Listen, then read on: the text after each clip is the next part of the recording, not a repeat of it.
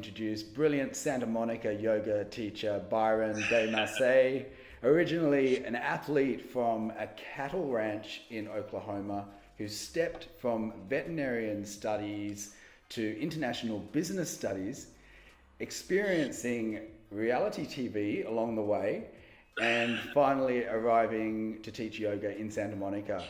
Byron certainly has a vibrant and interesting story to tell. Hey Byron, how you doing? Hey, what's up, Caleb? Hi, everybody. So your journey began on a cattle ranch, where I imagine that yoga is not really a thing. Yeah, it's not. How did you make that journey from cattle ranch to yoga teacher? Well, yeah, it's kind of quite the opposite, I would say, of yoga. But I would say back when, I was hauling hay and, feeding the horses, milking the cows every morning, I didn't even know what yoga was. I had no idea. You could have asked me what yoga was, and I would say maybe it's a flavor of yogurt or a religion. I don't even know. So when I got into it, telling my family about it, they had to sit down and talk to me about, we raised you to be this certain religion. We can't have you changing on us like this. So that's how it all started, as far as the transition of teaching yoga, and now my whole family does it. And really, the whole family does yoga now. I mean, most of them, yeah. Most of them are into. My mom's she goes on my yoga retreat sometimes, and I've got her. Hope she doesn't watch this before Christmas, but I got her a great yoga mat for Christmas, and yeah, it's been a beautiful thing to watch. Just the evolution of closed minds opening. How did your journey actually start though? You went from not even knowing what yoga was to practicing. How did you first start to practice yoga? Well, it wasn't, anything just crazy. It was just a friend that invited me to go to what I didn't know was the world-renowned Brian Kest's Power Yoga in Santa Monica. Right. Run by Donation Yoga. And at that time, this is about, early 2000s, there were no other yoga studios, maybe 2 other yoga studios in the whole city of Los Angeles. So you would walk into this place. Now, first of all, he said, "Hey, let's go to yoga." I said, "Go to what?" He goes, "Yeah, let's go to yoga. Bring a towel." I'm like, "Okay, I'll bring a towel. Whatever. We're going to work out? Sounds good." So I show up to a room of maybe 150 people.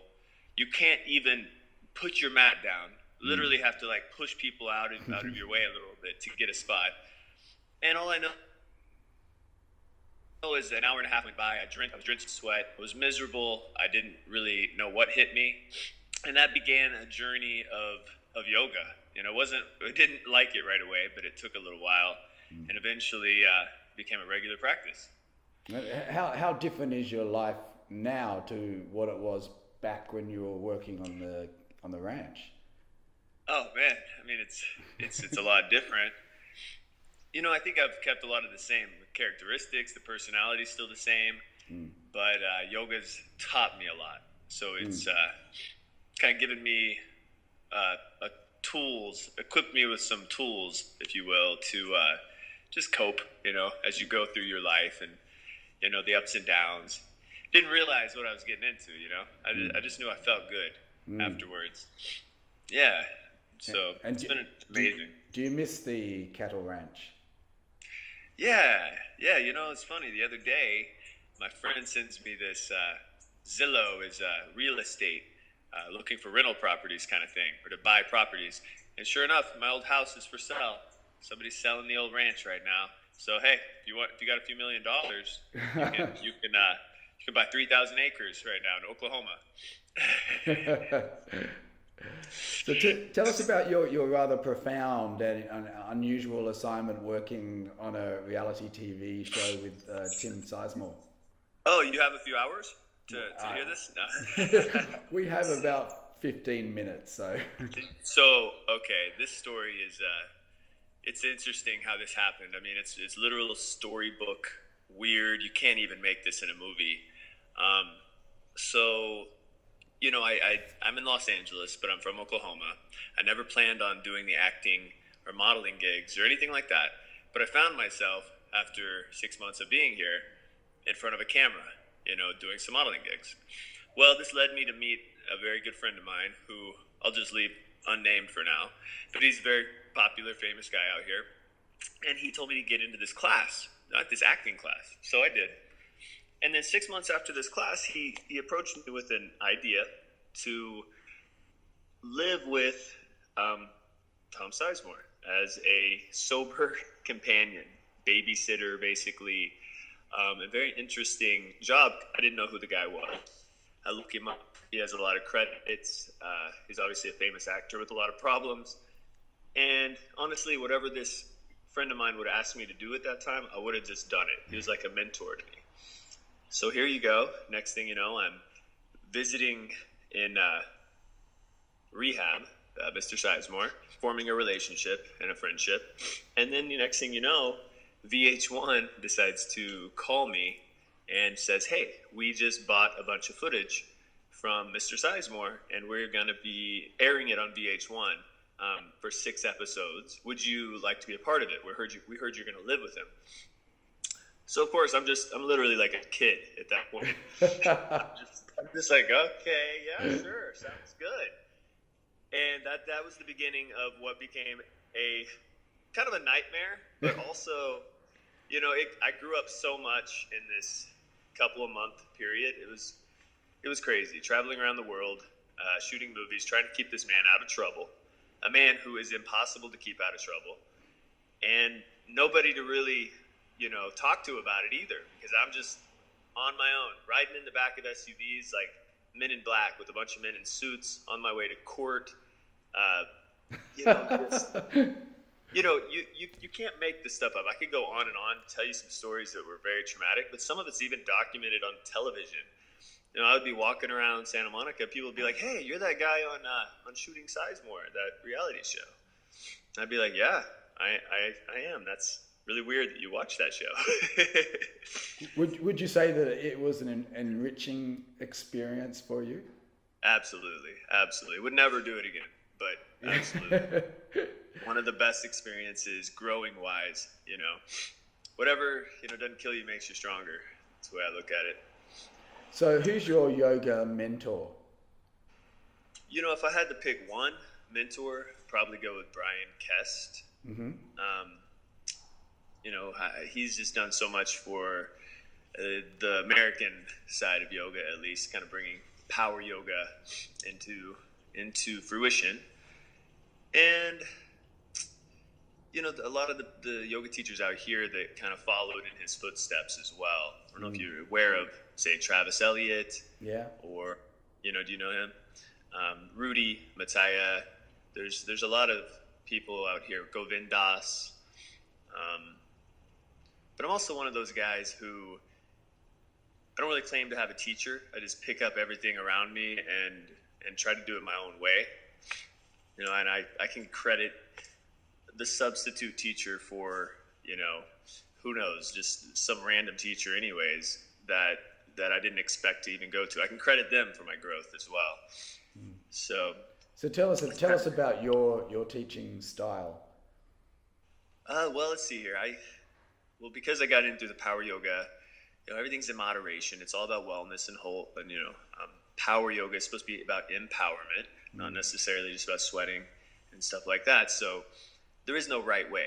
Even though I'm very technical in my teaching and, handstanding and all this fun stuff we do these days, it's very much about checking your ego and it's a healing practice. But my lineage, because I started with the power yoga, that was my foundation with the philosophy. Then I got into Budokan. Not sure if you're familiar, but like martial art yoga. Yeah. So I got really into that. So that elevated my thinking in a technical way. And then, I started to apply more of a mathematical way to do it. A lot of people who take my class, they're like, wow, I've never really done that before, even though it's kind of like what they've done, but a little different. I'm like, yeah, me neither. I've never done it either. So, just kind of a compilation of all the things I've learned. And I try to do it my way. That way it's authentic. Mm-hmm. Well, I hear that at just 25 years of age, you began to suffer from arthritis. So yeah, maybe even younger. Oh, really? Okay. Tell us about that. And how has yoga helped you through the difficulty of suffering from arthritis? Yeah, absolutely. So I'd say the first time I injured myself was at 12 years old. It's just like a back injury from a basketball, just like a weird situation where I hurt my back. I was like, oh shit, I've never felt that before. Took me out for about a week, and then I kept on re-injuring myself pretty much in the same place, like at 13 years old, 14 years old. And then, as men, we're always asked to do things that are usually like carrying furniture or, you're a strong young man, why don't you help me carry this, Grandma would say. And so I hurt myself doing things like that just because I'm not going to say no to your grandma. And so it was all lower back stuff, way before yoga, football injuries. And, what happens over time, it heals itself, but not 100%. You're not quite aware of it. It just gets weaker and weaker, and you start to overdevelop certain muscles and underdevelop the other muscles. And before you know it, I just had a really weak lower back. And it was just, every time, a few months would go by, I would hurt it again. Even when I found yoga and didn't know how to do it, I hurt myself a couple times doing yoga. And now it's like at the point where I probably feel better than I did, 15 years ago. Even though there's still issues and problems I think we're always dealing and coping with, I definitely feel much better than I did then. Always seeking the new form of healing, though. Yeah. Yeah. So tell us, do many men come to your classes? Yeah, nowadays they do. When I first started, I couldn't get men to come to my class at all for some reason. It was like pulling teeth to get a dude to come to class. But now I've been teaching a long time and have a reputation. They know they're going to sweat. They want that masculine part of the class. They don't want to put their leg behind their head, and most of them at least, and do anything crazy flexible as far as maybe some of the traditional poses, like lotus pose, for instance. Yeah. Most the guys who come to my class, they come regularly, they like the mindfulness of it. I like, and nowadays, I like that. I looked around yesterday actually, and I saw a bunch of dudes in class, and I was like, yes, there may be a movement starting to happen. Yeah. I like this. Yeah. It's Christmas time, and at the donation studio, people are constantly, they give you presents around Christmas, which is really beautiful. And I got presents yesterday from 4 different people, and they were all men. Oh, nice. And I was just like, this is amazing. Like, that's the first time, every year it's something from a woman, which is nice too, but it just kind of like validates that. Yeah.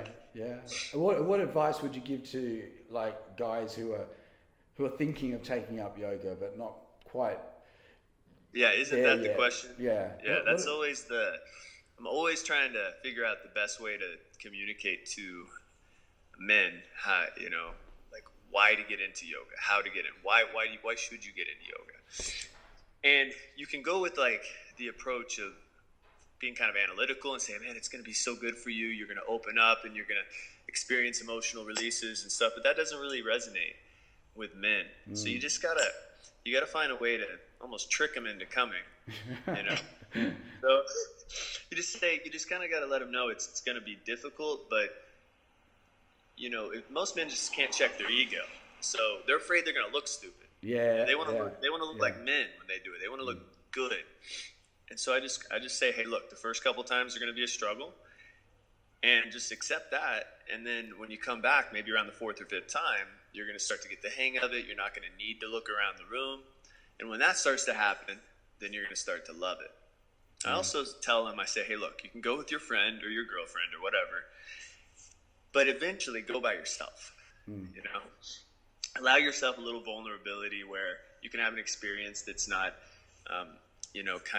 shielded by the people you're around.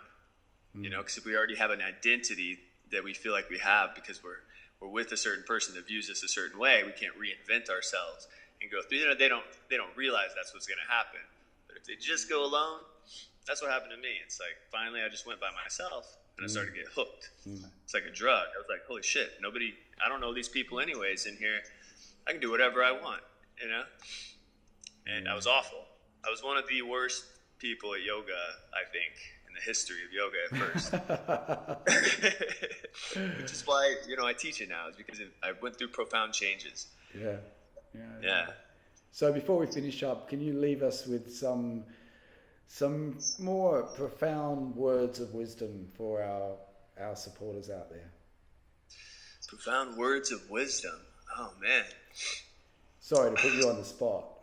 Yeah, no worries. I'm just thinking, and when it comes to the followers, if they're new to yoga, I guess words of wisdom is like, don't discriminate against the teacher. You know what I mean? Like, go for the experience with open eyes.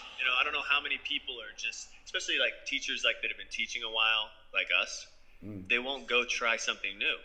They'll only go to those really famous or popular teachers that have that, that following, and then they'll post it on social media that they took that certain person, and look at me with a picture of this famous, which is fine. But also the growth is going to come from somewhere else. Instagram doesn't know about growth from, it's just a stupid picture.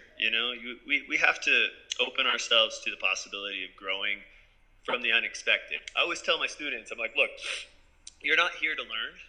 You're going to learn a shitload, but you're not here to learn. You're here to decompress, to de-stress, and to release. And whatever you learn today is a complete accident. And as long as you keep paying attention, there's a lot to learn. But what's cool is that I'm going to learn what I learn is different than what Caleb learns. We all have something different to learn each day. So that's my biggest thing. Just keep practicing and maybe develop a home practice eventually, but don't discriminate. In America, yoga's become this like, I don't know, just kind of like this pretentious thing out here. So I feel like my battle is constantly kind of untether that way of thinking. I don't know what it's like over in, where you're at, but that's what it's become over here for, it feels like 80% of it.